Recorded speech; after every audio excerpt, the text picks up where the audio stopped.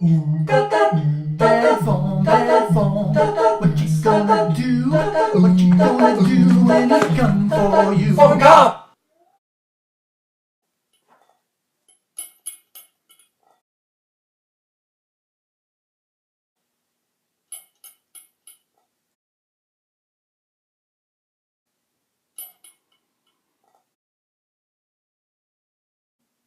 Freeze!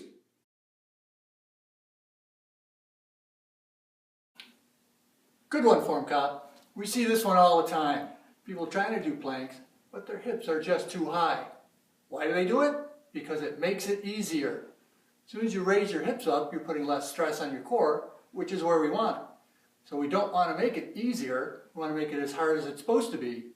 If you can't do it the right way, then you have to regress it and make it into a different exercise. That's how you make it easier, not by doing it with bad form. So what we're looking at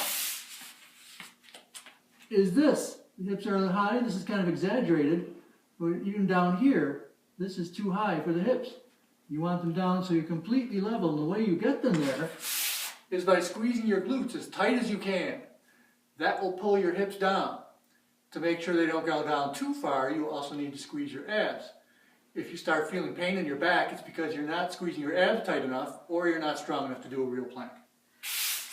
Okay, so we get here, if your hips are too high, squeeze your glutes, bring your hips down, squeeze your abs. Now you're in a nice tight plank position.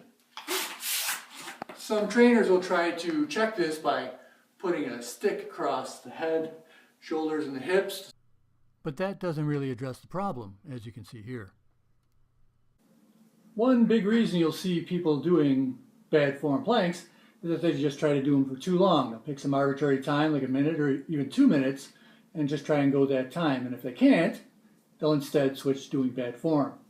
You'll even see this in trainer-led sessions, particularly in group sessions or boot camps, where you have a group of people, clearly diverse, who can't all do it for the same length of time, but all trying to do it for the same length of time.